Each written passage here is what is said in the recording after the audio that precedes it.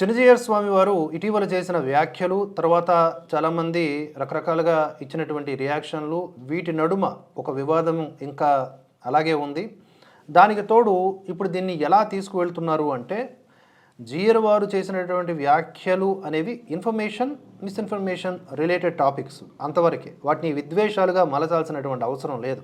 కానీ మా స్వామివారిని అంటే మీ స్వామివారిని అంటాం అనేలాగా కొంతమంది తయారవుతున్నారు.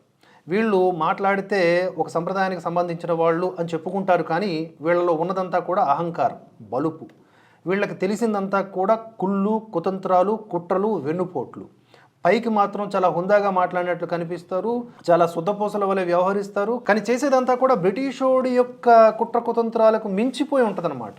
జియర్ వారు చేసినటువంటి వ్యాఖ్యలు అక్కడ వరకు, దాన్ని ఖండించే వాళ్ళు ఖండిస్తారు రకరకాల కోణాల్లో. అది కరెక్టా కాదా అనేది తర్వాత విషయం. ఇప్పుడు దీన్ని ఎలా తీసుకువెళ్తున్నారు అంటే, ఉదాహరణకి ఈ ఫొటోస్ చూడండి. గణపతి సచ్చిదానంద స్వామివారు, ఈయన ఇస్లాం టోపీని పెట్టుకున్నారు ఒకచోట యేసుప్రభు ఫోటో ఉంటుంది, దాని దిగువ ఈయన ఫోటో ఉంటుంది. ఒకచోట దత్తాత్రేయుడు అనుకుంటా, పైన దాని దిగువ యేసుప్రభు ఫోటో ఉంటుంది. ఇవన్నీ కూడా 15-20 ఏళ్ల క్రితం నాటివి అని చెప్పి సమాచారం. ఇవి పెట్టి ఇప్పుడు మీ స్వాముల్ని కూడా అంటాం అనేలాగా టార్గెట్లు చేస్తూ ఉన్నారు. ఇప్పుడు చిన్నజీయర్ స్వామి మీ స్వామి, గణపతి సచ్చిదానంద స్వామి ఇంకెవరో స్వామి కాదు.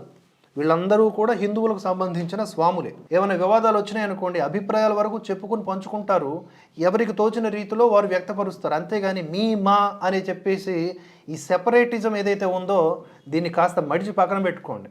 మీలాంటి విభజనవాదుల వల్ల ఒక్క ఉపయోగం లేదు. అండ్ మీరు హిందువులే గారు, నా కన్సిడరేషన్లో మీరు అసలు హిందువులే కాదు. ఇలాంటి మూర్ఖులందరూ కూడా ఈ ప్రచారం చేయడం స్టార్ట్ చేశారండి. అంతేకాదు విధిశేఖర భారతీ తీర్థ స్వామి వారిని, శంకరాచార్యుల వాళ్ళందరినీ కూడా వీళ్ళు టార్గెట్లు చేయడం, గతంలో ఉన్నటువంటి ఫోటోలో లేకపోతే ఇంకేవో ఉంటాయి కదా, వాటన్నిటినీ కూడా ఒక వికృత కోణంలో చూపించే ప్రయత్నం చేస్తున్నారు. అయితే నేను అవన్నీ కూడా తర్వాత మాట్లాడతాను. ఇక్కడ గణపతి సచ్చిదానంద స్వామి వారి యొక్క ఈ ఫొటోస్ బేస్ చేసుకొని మాట్లాడదాం. ఇవి ఎప్పుడుండి, ఒక 20 ఏళ్ల క్రితంవి అని మనకు తెలుస్తోంది. ఇప్పుడు ఆయన వయస్సే 80 ఏళ్ల పైబడి ఉంటుంది. అప్పట్లో అక్కడున్న పరిస్థితుల్లో ఆయన వ్యవహరించినటువంటి ఒక ఉదారమైన తీరది. ఆయనే కాదు, ప్రతి ఒక్క హిందువు కూడా స్టార్టింగ్లో సెక్యులరే. స్టార్టింగ్లో చర్చి కనబడినా మొక్కుతాడు, మసీదు కనబడినా మొక్కుతాడు, ఆలయం కనబడినా మొక్కుతాడు. ఎందుకంటే అతనికి ఇన్ఫర్మేషన్ లేదు. అందరూ మన వాళ్ళే, అందరూ మన బంధువులే, ఎవడు ఏది మొక్కినా కూడా ఒక్కడే భగవంతుడనే సోయ ఆటోమేటిక్గా బై బర్త్ పుట్టుకతోనే అడుకుంటుంది.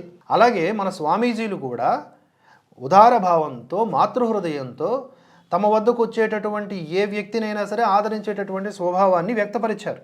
అది ఇప్పుడు కాదు. ఇప్పుడు అలా ఎందుకు చేయట్లేదు అంటే, మనం ఎంత దిగినా, మనం ఎన్ని మెట్లు దిగినా వాళ్ళు మాత్రం ఏమాత్రం వాళ్ళ మతాన్ని పక్కన పెట్టట్లేదు. కనీసం వందే మాత్రం కూడా అనేటటువంటి నేచర్ వాళ్ళకి లేదు. పైపెచ్చు వాళ్ళ గ్రంథాల్లోనే రాసి పెట్టుకుని ఉన్నారు కాబట్టి వాళ్ళకి మారేటటువంటి అవకాశం లేదు.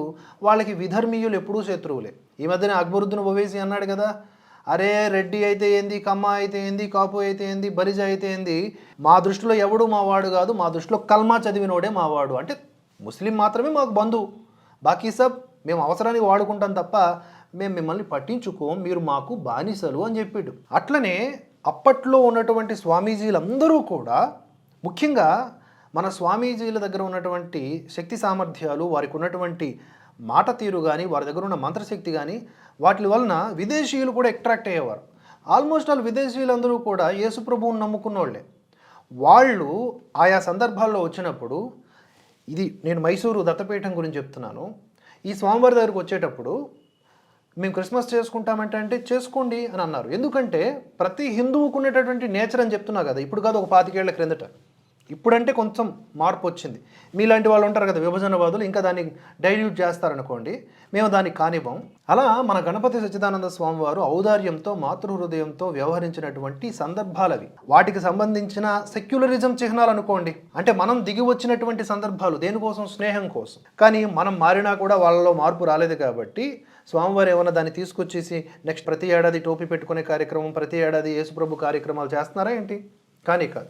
పైపెచ్చు ఈ 25 ఏళ్ల క్రితం అనుకుంటా ఈ కార్యక్రమం జరిగినప్పుడు యేసుప్రభు క్రిస్మస్ సంబరాలు కూడా చేసుకున్నప్పుడు ఆ పీఠంలో హరే రామ హరే కృష్ణ సంకీర్తనలు జరిగాయి. ఏంటి? క్రిస్మస్కి. అంటే అదొక మిళితమైనటువంటి సంస్కృతి. అప్పటికే అది చెల్లినది. అయితే అది తర్వాత రాను రాను ఇది పనికిమాలినటువంటి సెక్యులరిజం అవుతుందని గురువులు గ్రహించి దాన్ని ముందుకు తీసుకువెళ్ళా. వాటిని తీసుకొచ్చి మాట్లాడితే ఇప్పుడు మీ స్వామి మా స్వామి అని ఫైట్ చేయడానికి మీరు ఎవర్రా అసలు? మీరందరూ యాంటీ హిందూ గ్యాంగ్స్. మీకు వేరే పని పాట లేదంటరా? జియర్ వారు మా స్వామే, గణపతి సచ్చిదానంద స్వామి వారు మా స్వామే, శంకరాచార్యుల పీఠాలని అధిరోహించినటువంటి వాళ్ళందరూ కూడా మా స్వాములే, అంటే హిందువుల స్వాములే. ఒకవేళ ఏమన్నా ప్రాబ్లమ్స్ ఉన్నా, ఎంత పెద్ద ప్రాబ్లమ్స్ ఉన్నా, ఎన్ని గొడవలు ఉన్నా కూడా మాలో మేము అన్నట్లుగానే ఉంటాం తప్ప మీరెవర్రా గైడ్ చేయడానికి? మీ స్వామి మా స్వామి ఏంట్రా?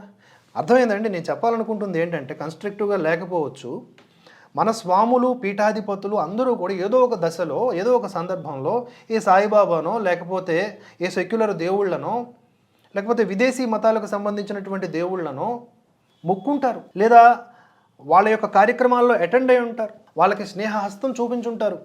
మన శివాజీ గారు ఉన్నారు, ఛత్రపతి శివాజీ గారు. ఆయన యొక్క టీంలో ముస్లింలు కూడా ఉండేవాళ్ళు. ఆయన ఫైట్ చేసింది కూడా విదేశీ దురాక్రమణదారుల మీదే. అంత మాత్రాన మన ఛత్రపతి శివాజీ హిందూ వీరుడు కాకుండా అయిపోతాడా? మనకు ఆదర్శప్రాయుడు కాకుండా అయిపోతాడా? మనకున్నటువంటి ఔదార్యము, స్నేహశీల గుణము ఇవన్నీ కూడా ఇక్కడ మనం పరిశీలనలోకి తీసుకొని దీన్ని ఉదాహరణగా చూపించాలి. ఏ పాస్టర్ కానీ ఏ ముల్లా కానీ మన స్వామీజీలు చూపించినంత ఔదార్యం చూపించగలరా? మన బొట్టు కానీ ఇవన్నీ కానీ పెట్టుకొని లేకపోతే మన హనుమాన్ చాలీసా కానీ చదివి ఒక్కసారైనా వాళ్ళు బయటకు వచ్చి మాట్లాడగలరా? కనిపించగలరా? వాళ్ళు అలా చేయలేరు. వాళ్ళు వాళ్ళలాగే ఉండి వాళ్ళలాగా మనల్ని మారమంటారు. సరే అయ్యా, నువ్వు మారమంటున్నావు కాబట్టి కాసేపు నీ ఆచరణలోకి వస్తాను, ఇదంతా కూడా నాలో ఉన్న గొప్ప లక్షణం, నా ఔదార్య గుణం, ఇది నాకు హిందుత్వం నేర్పించినటువంటి ధర్మం అని చెప్పి చూపించినా వాళ్ళు మారకపోతే ఇక వీళ్ళు మారని సంత అని చెప్పి హిందువుగానే ఉండటం, హిందువుగానే జీవించటం, హిందువుగానే పోవడం అనే సిద్ధాంతానికి ఇప్పుడు స్వామీజీలు కూడా వచ్చేసారు. ఆ గతంలో ఉన్నటువంటి ఫోటోల్ని తీసుకొస్తే ఇక అందరూ స్వామీజీలు కూడా అదే కేటగిరీ లాగా, అంటే మీరు విమర్శ ఎలాగైతే చేస్తున్నారో ఆ విమర్శ కేటగిరీకి వచ్చేస్తారు. ఇదే మీరు చెప్పాల్సినటువంటి విషయం. మీరు ఆ హిందుత్వాన్ని కాపాడేది, సంప్రదాయాలను వాడుకొని హిందుత్వాన్ని తగలబెట్టే బ్యాచ్ను మీరు. ఈ పనికి మాలిన పోస్టులు పెట్టేటటువంటి వాళ్ళందరికీ కూడా సరైన సందర్భంలో బుద్ధి చెప్పేటటువంటి ప్రయత్నం నేను చేస్తాను. వందే మాతరం, జై హింద్.